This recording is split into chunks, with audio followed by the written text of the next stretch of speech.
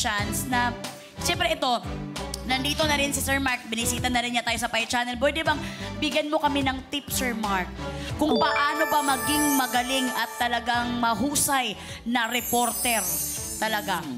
Kailangan kasi pagka-reporter ka, kailangan yung talent mo to listen.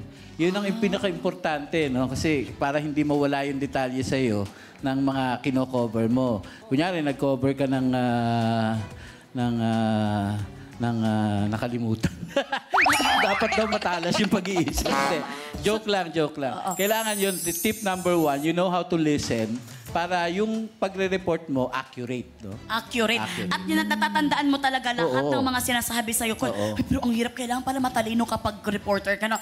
Sir, ito lang, Sir Mark, bibigyan... Alam mo, Miles, yung voice over na ginagawa ko, I cover with my cameraman.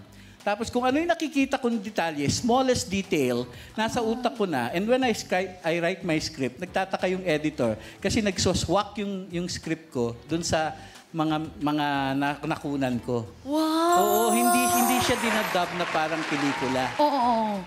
Ako, I write my script, I voice my script, nilalapat ng editor yun. Ang galing. Ang galing. So, si Sir Mark pala yung pinakauna talaga bago pa man yung mga reels. Alam mo yung mga reels? Naman. Oo naman. Yung ginagawa natin na may mga video. Narito ako ngayon sa ganito. At palakad-lakad ako. Si Sir Mark pala yung pinakauna talagang gumawa ng reels. Gusto ko nang rakitin yung boses na yun eh.